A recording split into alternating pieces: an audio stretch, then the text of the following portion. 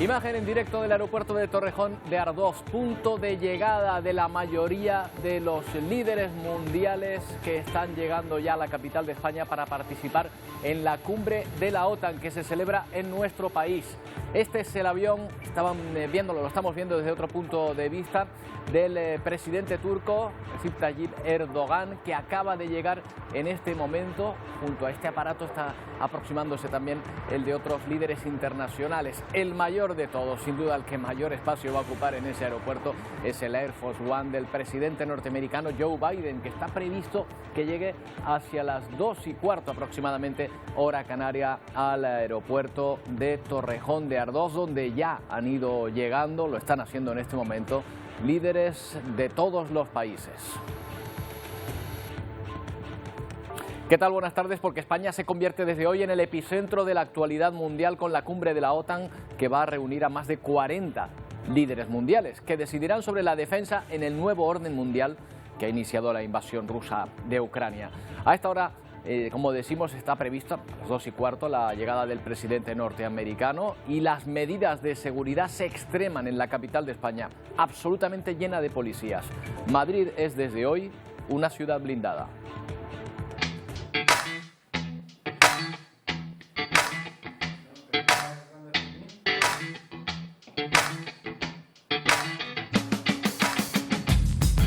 Estamos probablemente ante la reunión más trascendental de la organización desde la caída del muro, y vendrá a actualizar las nuevas amenazas sobre los países aliados, aunque quizá la cuestión podría resumirse en una frase: ¿cómo nos defendemos de Rusia? Pero España busca también que se preste atención al sur de Europa, sobre todo por la creciente presencia rusa en una región tan inestable como el Sahel. La OTAN espera que la reunión sirva para vencer el veto turco a la entrada de Suecia y Finlandia en la organización.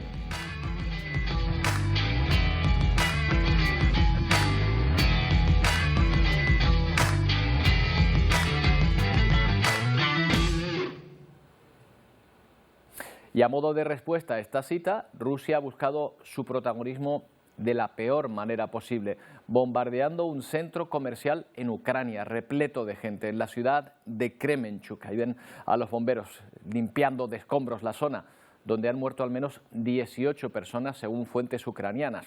Esta vez Rusia no ha podido desmentir el ataque, aunque asegura que se dirigía hacia un área con armas estadounidenses europeas, supuestamente cercano al centro comercial. Ucrania lo niega, asegura además que más de 1000 personas estaban en el centro comercial en el momento del ataque. Y cuando aún no sabemos con certeza la cantidad de personas migrantes muertas en la frontera de Marruecos con Melilla, nos encontramos con otra tragedia, con víctimas migrantes, pero en otra frontera más lejana, la de Estados Unidos con México. 46 personas han sido halladas muertas en el interior de un camión contenedor, víctimas de los traficantes de personas que los abandonaron encerrados en el de remolque, donde murieron asfixiados, sin ni siquiera darles una oportunidad para salvar la vida.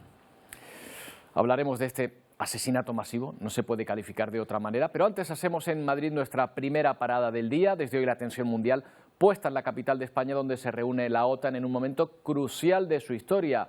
Silvia Mascareño está en la Moncloa, donde se preparan para recibir al presidente de Estados Unidos, aunque no ha sido el primero en llegar. Silvia, buenas tardes.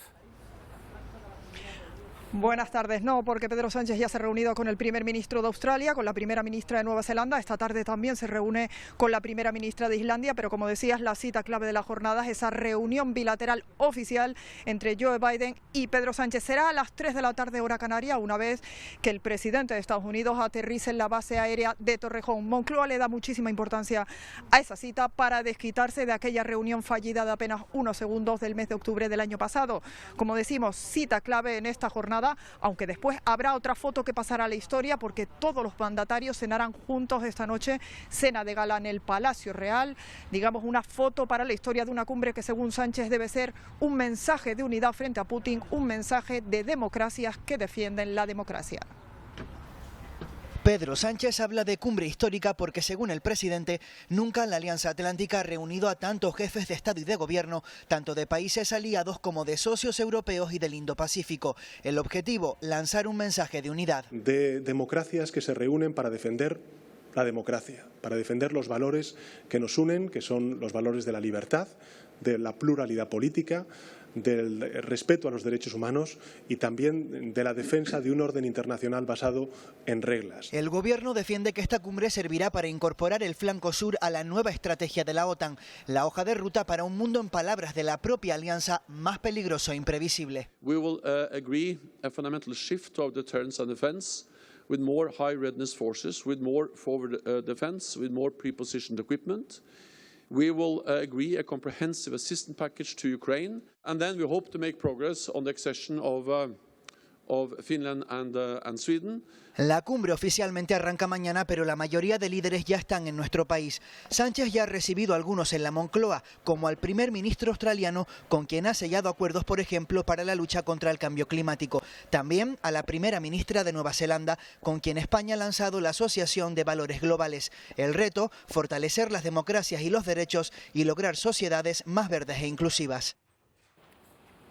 El presidente norteamericano llegará a bordo del mítico Air Force One, una auténtica fortaleza volante. Se trata de un Boeing 747, uno de los mayores aviones del mundo, preparado para permanecer en el aire de forma ilimitada, porque es capaz además de repostar en vuelo. Con sus dos cocinas es capaz de alimentar también a un centenar de personas a bordo. Y ya se imaginarán que Biden no tiene que llevar las maletas a la cinta de equipajes, ¿verdad? Es todo un alarde de seguridad comparable solo con el que blinda hoy Madrid. Me imagino, Silvia, que los periodistas no escapan a los múltiples controles hoy en la ciudad. ¿Es difícil para los ciudadanos moverse hoy por Madrid? Pues sí, porque Madrid lleva blindados varios días y eso a pesar de que la agenda oficial de la cumbre no arranca hasta mañana. Hay 10.000 agentes distribuidos por toda la capital para garantizar la seguridad, pero también, sobre todo, para facilitar los desplazamientos de las delegaciones de los 40 mandatarios internacionales, y eso se traduce en cortes de tráfico, en muchos atascos. Se le ha pedido a los ciudadanos que teletrabajen, que utilicen el transporte público y, en última instancia, que se armen de paciencia, y eso es lo que estamos haciendo también los más de 2.000 periodistas acreditados, porque tampoco para nosotros está siendo fácil desplazarnos para el centro neurálgico de esta cumbre, que es la institución ferial, que es en IFEMA. Y ya se ha reunido Sánchez con el secretario general de la OTAN, Jens Stoltenberg, al que ayer se le preguntaba por Ceuta y Melilla y la protección que presta la alianza a estas ciudades. The Article 6 of the Washington Treaty defines the geographical scope of our collective defense guarantees, Article 5. Bueno, pues ahí ven a Stoltenberg en un ejercicio de no mojarse. Ha hecho mención a los artículos del Tratado de Washington, donde se recoge que cualquier territorio de Europa, Norteamérica o sus islas al norte del Trópico de Cáncer debe ser protegido. Pero claro, no especifica territorios en África o en el continente africano, de ahí las dudas con las ciudades autónomas. Stoltenberg ha insistido en que para esas ciudades se debería invocar el artículo 5, que dice que un ataque a uno de sus miembros es un ataque a todos y que esa decisión es política y debe ser tomada por consenso. El secretario general no quiso hablar más de este asunto. Bueno, otra cuestión, las ONG siguen denunciando que el número de fallecidos en el salto a la valla de Melilla es mayor del que asegura Marruecos, oficialmente 23. En Nador se está juzgando desde ayer a 32 personas que fueron detenidas por intentar cruzar la frontera. Salvaron la vida y ahora se les juzga. Marruecos ha explicado que el día antes del salto a la valla, hubo una redada contra unas 500 personas que se concentraban para intentar acceder a Melilla de esta manera. Uno de los delitos que la Fiscalía les achaca es el de haber quemado un bosque para evitar ser capturados por la policía. Sobre los fallecidos en Melilla ha hablado Nicole Ndongala, es directora de la Asociación Caribú, Amigos del Pueblo Africano. Ndongala ha sido contundente, asegura que estas tragedias se están normalizando y que en menos de un mes habremos olvidado a los fallecidos. Yo creo que hemos llegado a un nivel que la vida del ser humano no importa, sobre todo la vida de los negros, tanto en Europa y en Marruecos no cuenta. Un racismo institucional, pero en toda regla. Mientras que no se sanee todas esas cuestiones, vamos a seguir viviendo lo que estamos viviendo. Una hipocresía tremenda. No nos conviene que nos diga hay que culpabilizar a las mafias internacionales. ¿Qué es lo que se está haciendo para parar a esas mafias. Cada vez se están incrementando esas violencias, cada vez se están incrementando masacres, porque después de un mes no se volverá a hablar de ese asunto. Se quedará así, pero esas familias han perdido a sus seres queridos. Hemos visto con lo que está pasando en Ucrania cómo el mundo entero se ha movilizado, cómo se ha cambiado de ley. Se cambió de ley en una semana. ¿Y qué pasa con los negros? Bueno, sobre este tema queremos también profundizar con Josep Boadas, el excoordinador del área de Frontera Sur del Servicio Jesuita de Migrantes. Josep, ¿qué tal? Buenas tardes. Buenas tardes. Cuénteme primero, Josep, ¿cuál es la labor que está realizando su orden en esta zona? En Melilla tenemos una oficina jurídica de asesoramiento jurídico. Hay normalmente un abogado, ahora mismo dos, porque otro que está habitualmente en Madrid lleva un mes en Melilla. Y contamos con un auxiliar que nos ayuda en labores de interpretación. Ellos ya estuvieron a pie de valla el jueves, cuando hubo un primer dispositivo policial español por si los migrantes que se estaban dirigiendo entonces hacia la frontera desde el monte llegaban a la misma valla. El viernes volvieron cuando se formó el siguiente dispositivo policial y sí pudieron observar la contundencia de todas las labores de la policía para impedir que entraran y sí, podían ver cómo se rechazaba en frontera. Y desde el domingo están asistiendo como letrados pues algunos de los jóvenes que han entrado, sobre todo en sus solicitudes de protección internacional. Ya el mismo viernes algunos de los que habían saltado, reconocidos por otros chicos sudaneses que habían saltado en marzo, pues sí, se prestaron a que nuestros abogados los representaran. ¿Qué puedo decir? Que el dispositivo policial actual, que en principio era para tramitar expedientes de devolución, pero enseguida, viendo que todos solicitaban protección, aparcaron la devolución y se centraron en la protección, pues es impecable. Eso contrasta con la dureza del dispositivo policial del viernes, que trataba de impedir que personas con un elevado perfil de protección entraran en España. Ya. Claro, habrá que ver con el tiempo cuántos de los rechazados eran menores, cuántos estaban seriamente lesionados.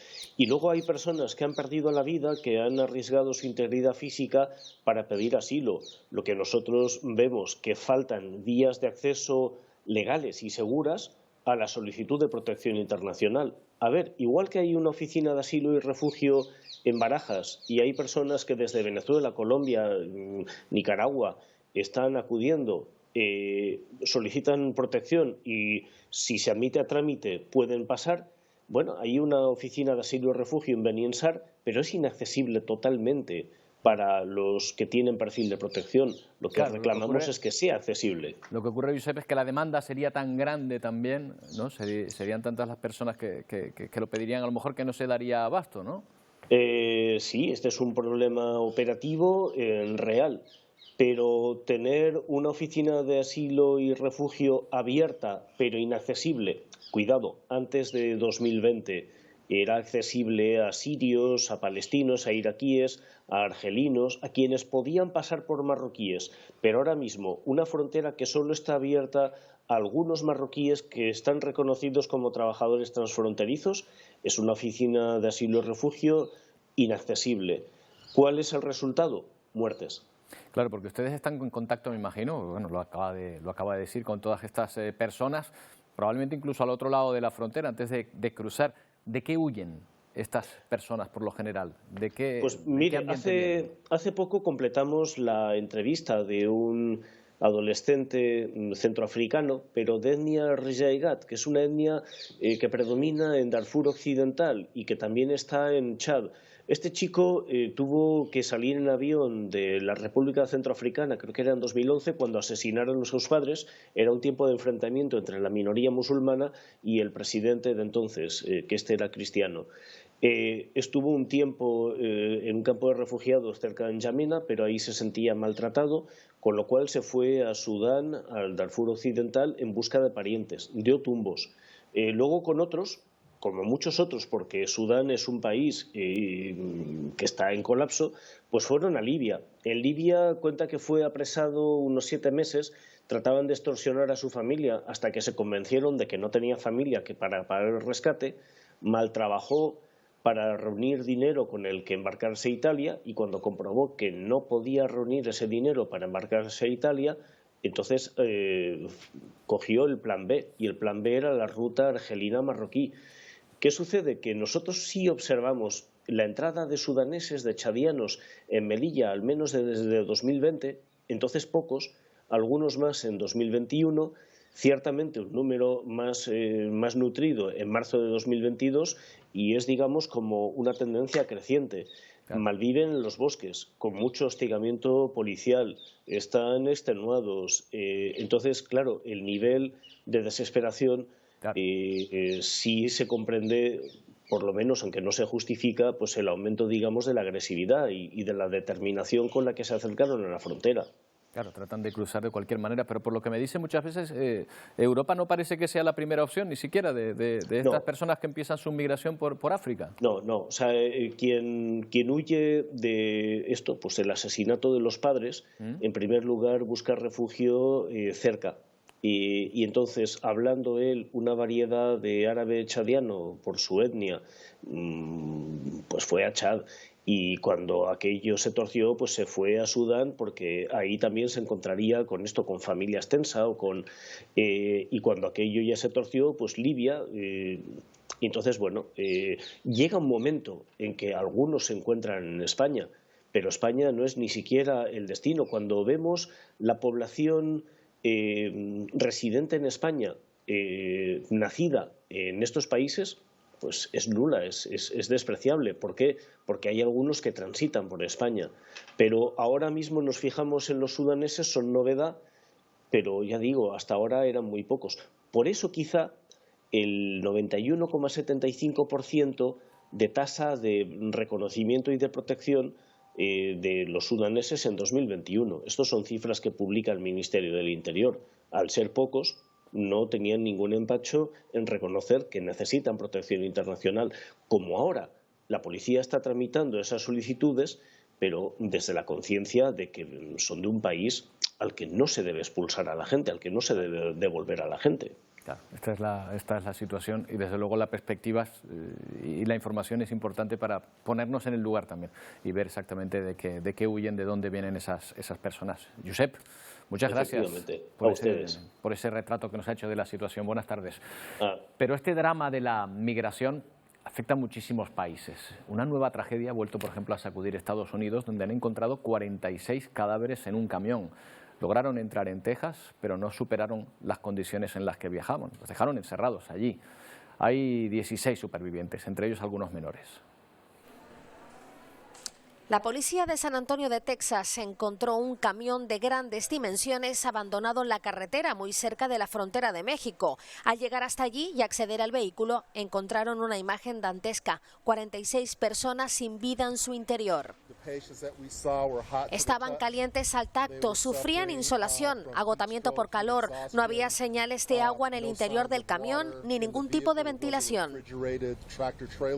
Son las palabras del jefe de bomberos de San Antonio, consternado por lo ocurrido. Las autoridades han confirmado que se trata de personas migrantes que cruzaron la frontera hasta territorio americano y que fueron abandonados a su suerte por los conductores del camión al verse amenazados por la presencia de la policía en la carretera por la que circulaban. La investigación ya está en marcha. Tenemos 3 detenidos bajo custodia, pero investigamos si están conectados con este caso o no. La investigación ya está en manos del Servicio de Seguridad Nacional, ha dicho el jefe del Departamento de Policía de Texas, sobre lo que ya califican como una de las mayores tragedias migratorias del país en los últimos años. Se elevan a 18 los muertos en el ataque ruso a un centro comercial en la ciudad de Kremenchuk. Las sirenas antiaéreas permitieron desalojar parcialmente el inmueble, y gracias a eso, porque si no, la catástrofe habría sido mucho mayor. Las bombas rusas también volvieron a golpear zonas residenciales en Kharkov, causando más víctimas. Y todo después de que la capital ucraniana volviera a ser fuertemente bombardeada este domingo tras semanas sin ataques. Un incremento de la ofensiva del ejército invasor que coincide justo con las reuniones que mantienen estos días los mandatarios de las principales potencias mundiales. Plena hora punta en este centro comercial de Kremenchuk. 1 millar de personas se encuentran en su interior. Un misil ruso de largo alcance impacta de lleno. El inmueble se derrumba. Se desata un incendio en sus 10.000 metros cuadrados de superficie. Bomberos, militares y servicios de rescate se afanan en apagar las llamas y desmantelar la estructura. Se intenta acceder al interior del recinto a toda prisa en busca de supervivientes. Al menos 18 personas fallecen. La población no puede contener la indignación. Soy bielorrusa. Nunca imaginé que mi patria me dispararía. Nunca imaginé que odiaría a mi patria. No puedo entender cómo es posible, se pregunta esta trabajadora del centro comercial. Los cerca de 60 heridos son trasladados hasta este hospital de Kremenchuk, la mitad en estado grave. Ludmila y Mikola sobreviven de milagro. Todo salió volando, salí de cabeza y la metralla me golpeaba el cuerpo. El lugar se estaba derrumbando. Vi muchas personas heridas, personas quemadas, muchas estaban cubiertas de sangre. Los trabajos de rescate se prolongan durante toda la madrugada. Con los primeros rayos de luz y desde el aire se aprecia cómo el recinto ha quedado hecho cenizas. El presidente ucraniano califica el ataque como uno de los mayores atentados en la historia de Europa. Solo los terroristas absolutamente psicópatas que no deberían tener lugar en la tierra pueden lanzar misiles contra tal objetivo. Y no ha sido un impacto accidental, es un ataque ruso preciso, denunciaba Zelensky. El portavoz de la ONU habla de una acción deplorable por parte de Rusia. Pero la masacre rusa en las últimas horas no queda ahí. 5 civiles mueren y 22 resultan heridos en este otro bombardeo a una zona residencial en Kharkov. De madrugada, otro cohete ruso alcanza esta escuela de primaria en el centro de la ciudad sin causar víctimas. Ataques que se producen justo en medio de la reunión del G7 y en vísperas de la cumbre de la OTAN que se celebra a partir de este miércoles en Madrid. Bueno, y quienes pasearon este lunes por el centro de la capital polaca se encontraron con una cuanto menos llamativa exposición. El Ayuntamiento de Varsovia ha expuesto en sus calles estos 2 tanques rusos destrozados que fueron capturados por las fuerzas ucranianas. También cohetes y misiles utilizados por el ejército de Putin durante su invasión a Ucrania. Para el primer ministro polaco esto constituye una prueba de que Rusia puede ser derrotada y Ucrania puede ganar la guerra.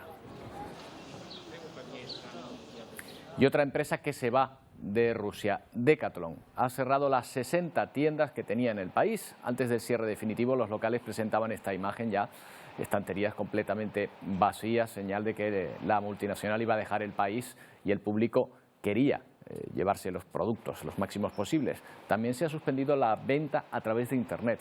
La compañía francesa de equipamiento deportivo se suma así a la larga lista de empresas que ha decidido poner fin a su actividad en el país tras el inicio de la guerra. Miramos de nuevo al aeropuerto de Torrejón de Ardoz, el núcleo ahora donde se está produciendo la llegada de los líderes internacionales participantes en la cumbre de la OTAN. En apenas 20 minutos está previsto que llegue el mítico Air Force One con el presidente norteamericano a bordo. Una pausa y volvemos.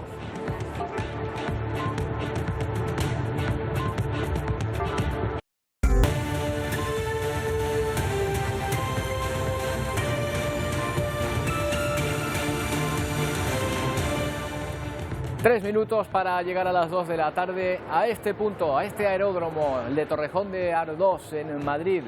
Se está aproximando en estos momentos el Air Force One del presidente norteamericano Joe Biden en esa reunión que están manteniendo, que van a mantener a lo largo de hoy, a empezar hoy con los países miembros de la OTAN. Cumbre importantísima en la capital de España con un despliegue enorme de seguridad que está condicionando en parte la vida de los ciudadanos, pero que se explica por la cantidad de líderes internacionales que van a presentarse en este lugar, epicentro de la actualidad mundial, en estas próximas jornadas a partir de hoy. Ya ven que está todo preparado para la llegada de los distintos representantes de todos los países que forman parte de la Alianza Atlántica, además de los países asociados, que no son miembros exactamente de la alianza, pero con los que se mantiene una relación muy estrecha. Por cierto, entre las cuestiones a resolver por la OTAN está precisamente las reticencias turcas a que entren Finlandia y Suecia en la organización. Habrá que ver si se resuelven en esta edición, y también se ha hablado mucho sobre la aclaración de si la organización protege los territorios españoles fuera de la península, en la plataforma en el continente africano, sobre todo las plazas de Ceuta y Melilla. Ahí en ese punto no ha querido ser explícito el secretario general de la OTAN, que ha dicho que en caso de ataque, que ojalá no se produzca nunca evidentemente, se tendría en cuenta el artículo 5 y sería una decisión política la que decidiese si intervendría la OTAN o no.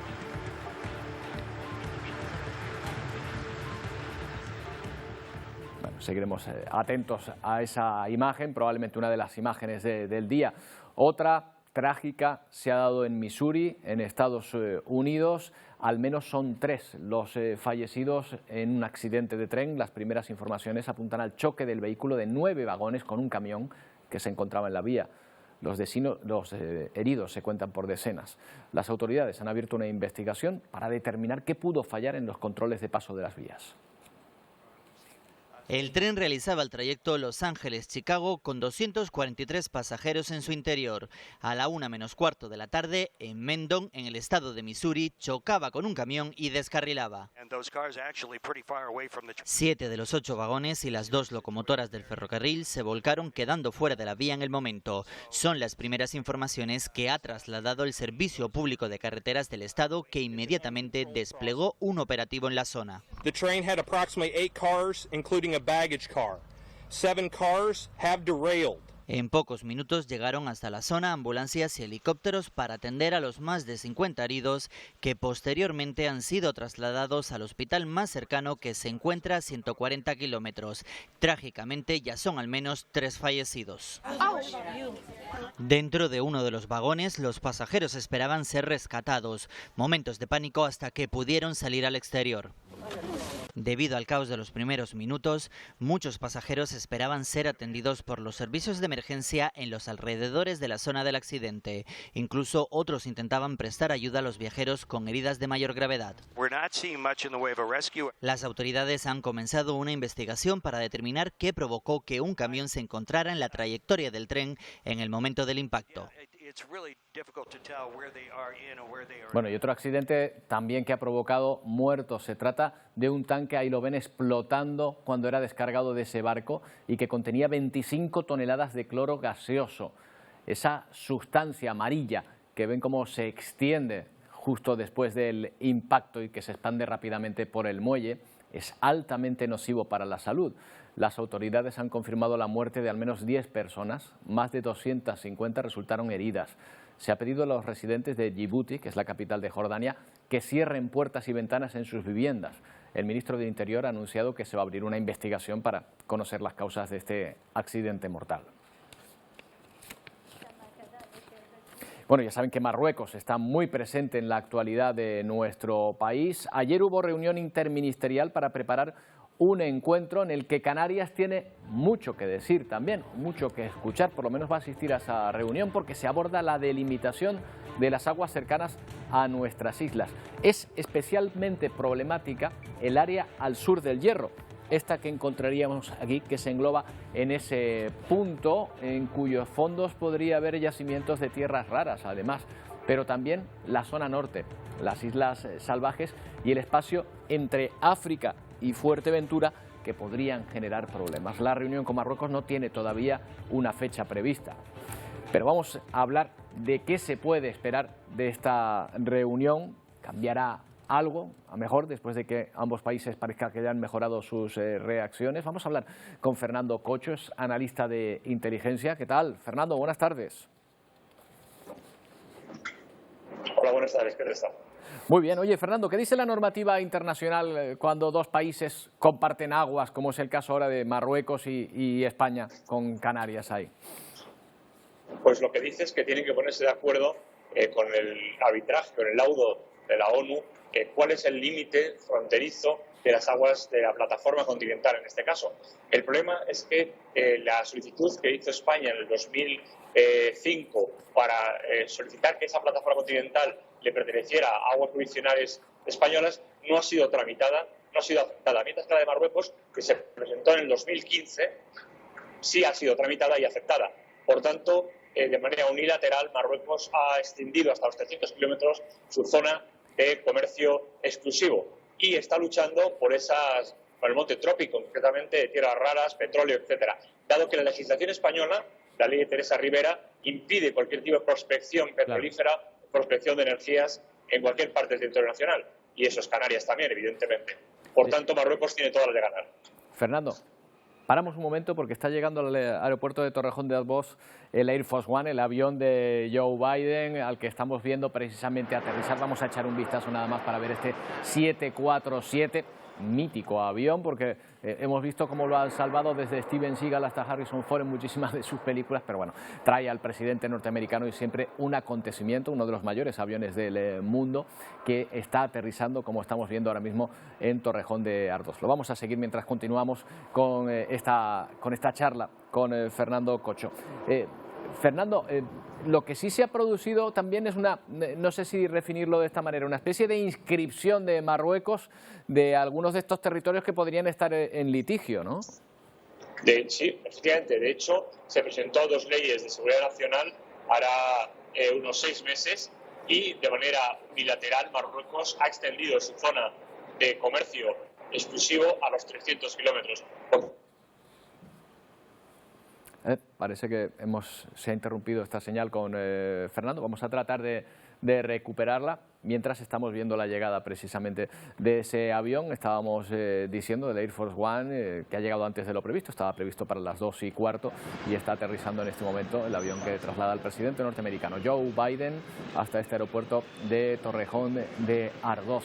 Tiene algunas curiosidades el avión norteamericano. Por ejemplo, tiene su propia escalerilla. Fíjense, en principio no debería ser necesario trasladarla para que bajase el presidente del aparato. Y es un avión que puede llegar a trasladar a más de 100 personas y mantenerlas también sin problemas. 2 cocinas importantísimas, infraestructuras de este aparato que está llegando ya al aeropuerto. Fernando, creo que ya tenemos de nuevo conexión contigo. Estábamos hablando de esa especie de preinscripción que ha hecho Marruecos de algunos de los territorios que están en litigio con España. No me oye Fernando. Hola. Ah, sí, decía, ahora sí nos escuchamos, que estábamos hablando de esa preinscripción de Marruecos. Está la cosa complicada en esta tarde para hablar de este asunto que la verdad es que nos parece trascendental y desde luego lo es para Canarias. Vamos a intentar, compañeros, a ver si recuperamos esta conexión. Mientras tanto, la información, la actualidad se está produciendo en este punto que estamos observando en directo. Son muchos los líderes internacionales que han ido llegando. Desde el inicio del programa hemos visto algunos de ellos, por ejemplo el presidente turco, que llegaba también con su avión privado, con el avión de las líneas aéreas turcas a este punto, pero el mayor de todos, sin duda, es el que traslada al presidente norteamericano, el líder además de la OTAN, de la organización defensiva, que participa desde hoy en las reuniones y que va a mantener una reunión con el presidente estatal, con Pedro Sánchez, en la Moncloa, que está prevista para dentro de 1 hora aproximadamente. Bueno, pues ya está el presidente norteamericano en tierra, ahí lo ven, y a continuación pues se producirá, nos imaginamos que la recepción oficial al pie de la escalerilla del avión en esta cumbre de la OTAN, importantísima en esta jornada.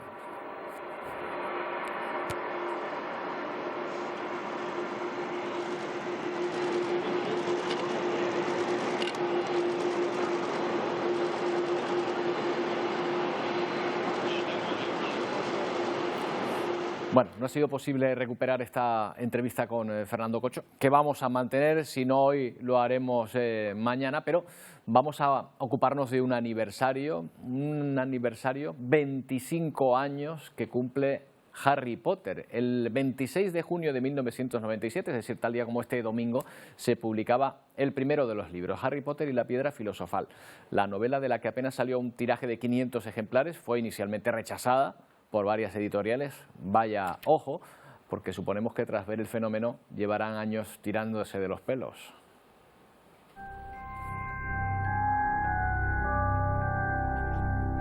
Hasta hace 25 años nadie había oído hablar de Hogwarts ni de un niño huérfano con una extraña cicatriz llamado Harry Potter.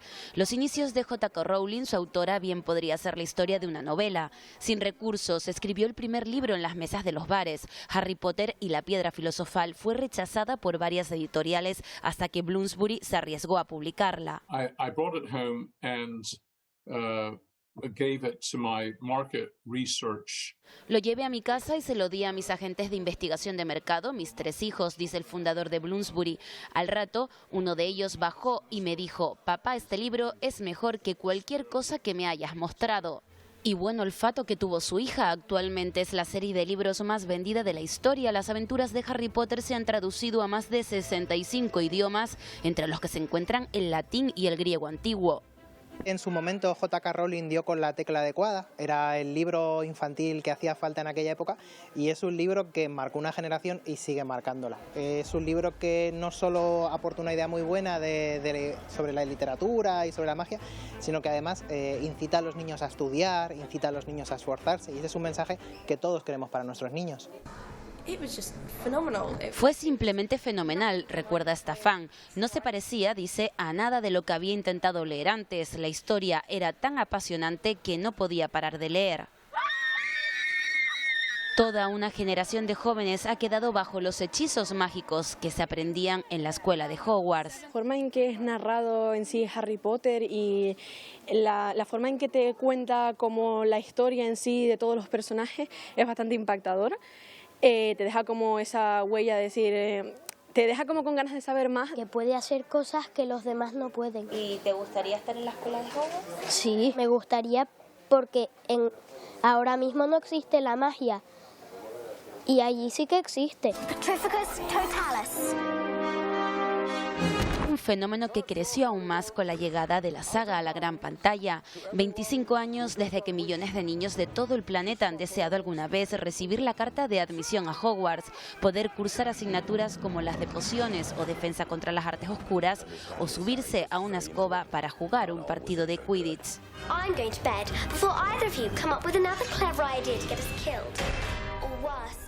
¿Qué tendrá Harry Potter que lo hace tan especial? Pues vamos a preguntar a alguien que sabe mucho sobre esta saga, María Jesús Cuesta, escritora, directora de la Escuela de Creatividad Letrimagia, y que ya decimos que es experta en el mundo de Harry Potter. ¿Qué tal, Jesús? Buenas tardes.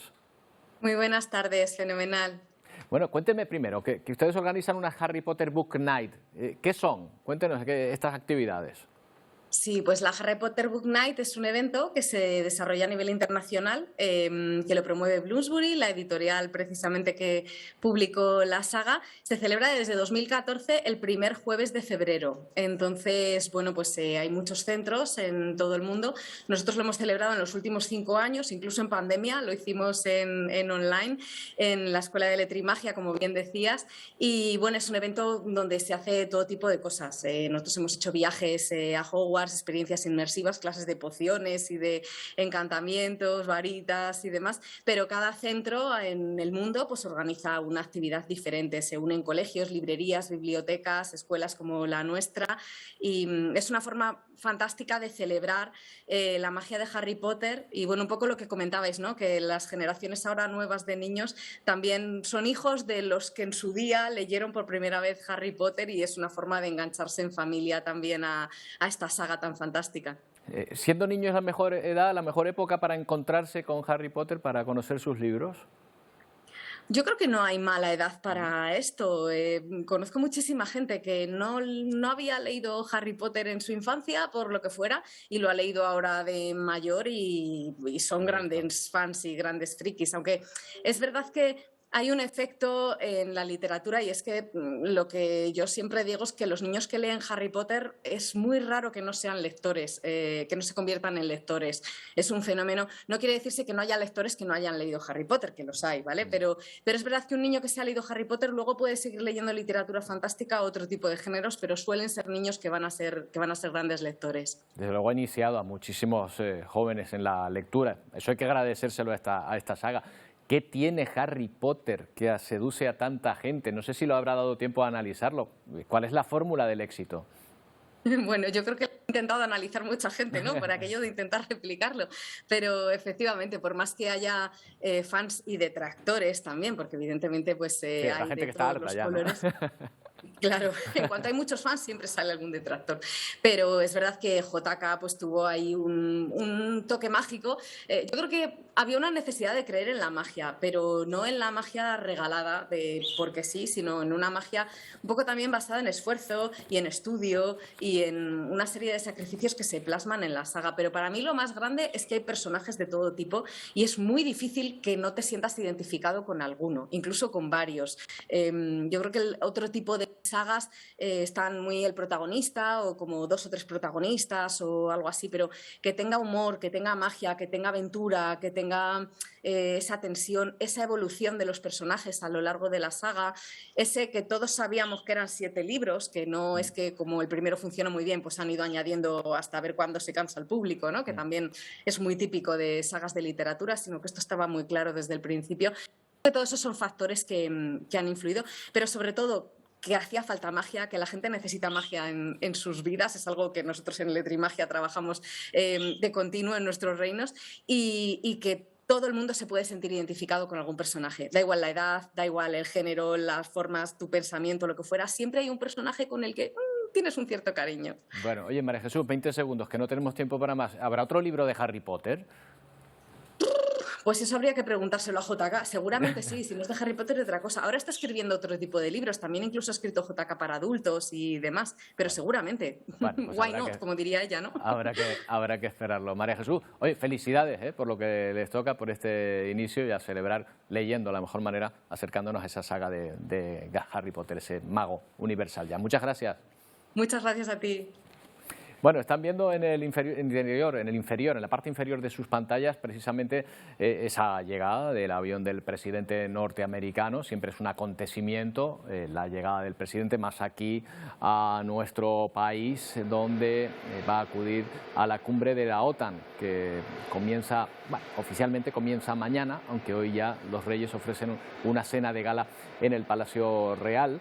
Y además hay una reunión, una ansiada reunión por el gobierno estatal en nuestro país con el presidente norteamericano, que se va a producir efectivamente dentro de muy poco tiempo. Para esta tarde, para dentro de una hora aproximadamente, está previsto que Joe Biden se encuentre en la Moncloa con el presidente Pedro Sánchez. Probablemente la comitiva que parta desde aquí se dirija hacia la Moncloa, hacia la sede de la presidencia de nuestro país, y allí sea donde se reúnan con el presidente Pedro Sánchez, el presidente estatal. Hay autoridades que ya se encuentran en la escalerilla del avión, ahí lo pueden observar, esperando la bajada del presidente norteamericano. Y también toda la comitiva de seguridad, esos coches blindados. De hecho, el que va a ocupar Joe Biden precisamente viene a bordo de los aviones, de este avión precisamente, el 747, este Boeing, en el que viaja el presidente norteamericano junto a su comitiva, que comienza ahora mismo, ahí lo ven, a bajar las escaleras. Es esa llegada del presidente norteamericano, en la que es la primera visita oficial de Joe Biden a nuestro país, donde está siendo recibido por las autoridades. Creo que es el propio presidente, o es el jefe del Estado, el rey Felipe VI, quien está en la escalerilla del avión recibiendo al presidente norteamericano. Ya ven, una recepción al más alto nivel del jefe del Estado, que es quien recibe a pie de escalerilla al presidente norteamericano Joe Biden, con quien intercambia unas palabras en este momento. y a quien bueno, pues va presentando a algunas de las personas, de las autoridades militares en este caso, que se encuentran en este lugar, un oficial de aviación de alto rango, y vemos cómo, bueno, pues cómo departen con el presidente norteamericano. A partir de aquí ya decimos que la comitiva probablemente se dirija, no sabemos si directamente, al Palacio de la Moncloa. Entonces vemos que algunos de los ministros, la ministra de Defensa, el ministro de Asuntos Exteriores, están saludando en primer lugar al presidente norteamericano. Una recepción al más alto nivel en la escalerilla del avión, el jefe del Estado, que es quien está realizando las presentaciones de las autoridades que se encuentran en este lugar. La reunión ahora principal a nivel ejecutivo va a ser, a nivel político, va a ser con el presidente estatal Pedro Sánchez en el Palacio de la Moncloa, como decimos.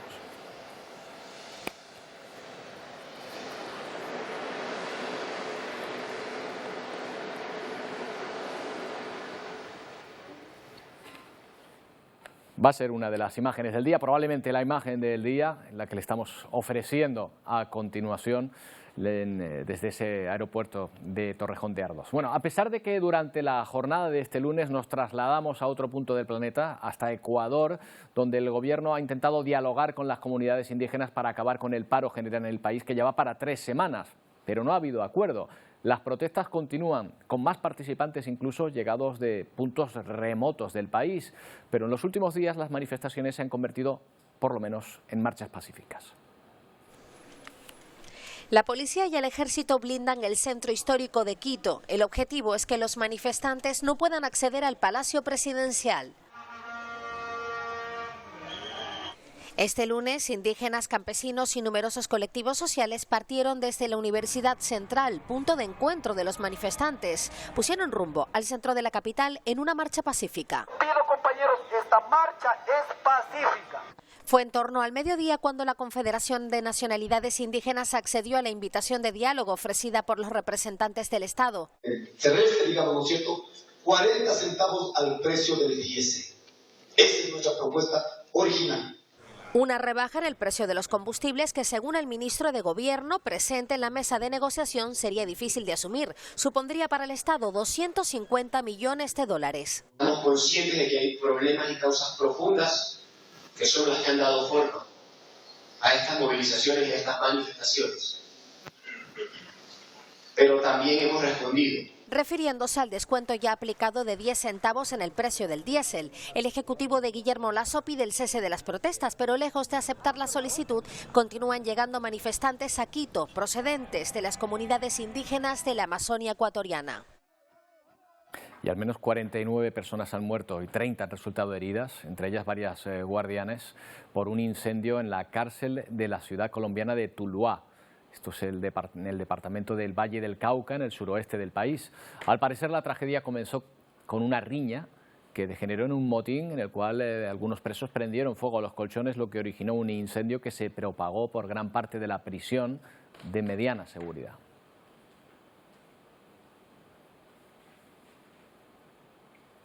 El gobierno ha dado luz verde al proyecto de ley de la conocida como Ley Trans. El Consejo de Ministros ha aprobado un documento que deja de considerar enfermas a las personas transexuales y reconoce la autodeterminación de género. España reconoce el derecho de las personas trans a ser quien son, primando la autodeterminación de género. Sin que medien testigos, sin que medie la obligación de hormonación durante 2 años para ser reconocidos, reconocidas por parte del Estado, y también sin ningún informe médico que tenga que decir que son personas enfermas. A partir de aquí, desde los 2 a los 14 años será necesaria una autorización judicial. Entre los 14 y los 16 el consentimiento de padres o tutor legal, y a partir de los 16 años será de forma automática. Para algunos colectivos es insuficiente. La autodeterminación desde cualquier edad. Piensa que mi hijo transitó con 4. ¿Qué pasa con todos esos niños y niñas? Esos están invisibilizados otra vez. Se puede limitar los derechos de esa rectificación registral a las personas migrantes en función de su situación administrativa y por otro lado no podemos esperar para legislar y regular los derechos de las personas no binarias. La ley recoge también otros aspectos claves como la penalización de las terapias de conversión y la transexualidad deja de estar considerada una enfermedad. El texto puede y debe mejorarse para estar a la altura del colectivo LGTBI de este país. También se garantizarán derechos como el acceso público a la reproducción asistida, a lesbianas, mujeres bisexuales, mujeres sin pareja y personas trans, y podrán inscribirse como madres sin necesidad de estar casadas. Por cierto, tengan en cuenta que Televisión Canaria va a ofrecer esta noche a partir de las 10:30 el programa Canarias Orgullosa, justo después del programa Una Hora Menos, un programa con motivo del Día del Orgullo LGTBI que pretende mostrar la diversidad en el ámbito tradicional de Canarias. Bueno, y también pendientes del tiempo, porque ya me dirán ustedes, en verano, terminando el mes de junio y venga a llover, y que todavía va a seguir lloviendo. Antonio, cuéntanos esto, que esto sí que es raro, ¿eh? Son lluvias, pero tampoco son las lluvias de invierno, son lluvias tranquilitas. 5 litros por metro cuadrado llevamos recogidos hoy durante lo que va de días, desde las 12 de la noche hasta este mismo momento. Estamos casi en la julio, laguna, hombre. O 3 litros por metro cuadrado en el nordeste de La Palma. Sí, es verdad, no nos lo esperábamos, pero bueno, está ocurriendo. Entonces, vamos a ver la previsión de lluvias para las próximas, de precipitaciones para las próximas 72 horas, porque va a seguir cayendo algo de agua, como vemos, siempre en la parte norte-nordeste de las islas. Puede incluso caer norte de La Gomera, norte del Hierro, algo de agua por las islas orientales, sobre todo en el norte, las medianías del norte de Gran Canaria y en el nordeste de Tenerife. Ahí en Anaga retenido, también el Sausal, Santa Úrsula, esos municipios. Bien, va a seguir cayendo agua durante las próximas horas. Esta tarde puede que caiga algo, mañana volveremos a tener nubosidad y algo de agua en las primeras horas o últimas horas del día, tanto mañana como pasado. Esa es la previsión. Lo que estamos viendo es cómo va a seguir viniendo el viento del nordeste para mañana, y viento intenso, puede ser molesto mañana, sobre todo en las vertientes noroeste y sureste de las islas. Seguiremos con esas nubes al norte, más nubes en el nordeste de Gran Canaria, en el norte de Tenerife, también en el norte de La Gomera, de La Palma, norte y este de La Palma y también en el norte del Hierro, y menos nubes, esa presencia de nube con sol en Fuerteventura, Lanzarote y La Graciosa. Y temperaturas que mañana van a ser muy parecidas a las de hoy. Las máximas ayer se alcanzaron, por ejemplo, en la aldea de San Nicolás, 28 grados. Hoy y mañana será igual, esos 28, 27 grados de máxima, y noches fresquitas también, no sé si lo has notado, pero noches ya hay que... No te voy a decir que recuperes el edredón, pero exacto, se está durmiendo un poquito mejor que a principios de junio. Yo me pongo de edredón hasta los días de calor tórrido, ¿eh? Sí, una manía que tiene uno. Oye, Antonio, nosotros nos quejamos de lluvia, no nos podemos quejar, sí pueden hacerlo en Turquía, por ejemplo, ¿eh? Sí, porque ya llegamos semanas escuchando hablar de la lluvia en Turquía, está generando problemas, incluso vamos a ver imágenes de Turquía, de esa lluvia que ha llevado a algunos canales como este a desbordarse. Bueno, como ves, agua corriendo de forma descontrolada. Y ahora vamos a ver enseguida un puente que tenemos aquí a nuestra izquierda, Roberto. El puente todavía está en pie. Bueno, pues lo que ha ocurrido es que incluso esa estructura, están viendo, de piedra, también de metal, se le ha llevado por delante esa agua. Fíjate cómo la fuerza del agua hace que ese puente completo lo parte a la mitad y lo arranca de los dos lados. Bueno, espectacular lo que está ocurriendo en Turquía con el agua. De Turquía vamos a nuestro siguiente destino, Roberto, que no está precisamente sufriendo por agua, sino por esto, un tornado que también ha sorprendido. Hombre, esto es en Países Bajos, lo que antes decíamos Holanda, que ahora llamamos ya correctamente Países Bajos. Dicen que allí puede ocurrir esto en los meses de verano. Estamos en los meses de verano, puede ocurrir, pero les sorprendió. Está además con bastante intensidad. Una persona ha fallecido y otras 10 heridas por este tornado en Países Bajos. De aquí nos vamos a ir a nuestro siguiente destino, a Túnez. Si no me equivoco, si no están montadas bien las... Sí, exacto, Túnez, no me equivoco, que tengo varias imágenes. Lo que está ocurriendo en Túnez, Roberto, es ola de calor, temperaturas por encima de 40 grados, ya han llegado a los 46, se espera que incluso en el verano las temperaturas incluso vayan a más. Y la ola de calor también va acompañada de incendios también en estos campos que de por sí ya están bastante secos. Estamos hablando de Túnez, que estaban diciendo que este año, como tenemos la guerra en Ucrania, esa invasión por parte de Rusia, iba a venir menos cereal de esa parte de Europa hacia el norte de África. Están diciendo, bueno, vamos a intentar aumentar la producción y depender de nosotros mismos. Pues no, está ocurriendo que están viendo que la previsión de cereal, sobre todo de trigo, lo están teniendo que recoger ya para este año, está disminuyendo. Pues lo que faltaba, ¿eh? Lo que faltaba en Túnez. Lo que faltaba y con el tema del cereal y todos los problemas que donde están cosechándolo tengan problemas. Hombre, este calor viene bien para otras cuestiones, ¿verdad? También. Claro. Claro, viene bien para cuestiones, por ejemplo, como si queremos dedicarnos a... bueno, esto vamos a hablar de coches para captar eléctricos. energía. Yo me refería a captar energía, no vamos para pasar a hablar calor. de coches eléctricos, porque lo que nosotros entendemos hoy por coches eléctricos es esto, ¿no? Esto es la feria de 2019, se presentaron todos estos coches, pero vamos a ver lo que supone un coche eléctrico para un mecánico en Líbano que se lo hizo a sí mismo. Él dijo, ¿qué pasa aquí? La electricidad, hay cortes de electricidad, tenemos la electricidad encima cara. Tenemos mucho sol, 300 horas de sol al año en el Líbano. Bueno, pues vamos a ver un coche eléctrico en el Líbano de autofabricación, que es lo que ha hecho este mecánico de bicicletas. El coche casero. El coche casero con un panel de solar encima para aprovechar esa luz de los 300... bueno, no vamos a ver el Líbano, Roberto. Este coche eléctrico del Líbano me lo guardo para mañana. ¿Qué te parece? Bueno, pues nada, me habías puesto me lo guardo los dientes. porque creo que algo que no es eléctrico, que un avión gigante nos reclama. Me habías puesto los dientes largos. Bueno, la gente también. Oye, la gente que sepa que este coche eléctrico del Líbano con el panel solar encima lo vemos mañana. Bueno, pues mañana lo vemos porque se nos está acabando el tiempo, Antonio. Más que nada, lo tenemos ya listo. Bueno, pues vamos a terminar el programa mirando precisamente a Torrejón de Ardós, donde hemos visto llegar en directo a Joe Biden. Y vemos ahora el avión presidencial turco. Bueno, es curioso porque hace un momento veíamos precisamente otro avión de la Fuerza Aérea Turca que nosotros dimos por hecho que traía al presidente turco. Probablemente no fuese así, porque si el presidente tiene que venir, llegará seguramente en el avión más grande, en este que está llegando ahora hasta la base de Torrejón de Ardós en Madrid, donde se están dando cita, lo han podido comprobar ustedes, los principales líderes mundiales, miembros de la OTAN en esa reunión que comienza oficialmente mañana. Llega toda la información con Telenoticias 1. Nosotros volvemos mañana a la 1:30. ¡Feliz día!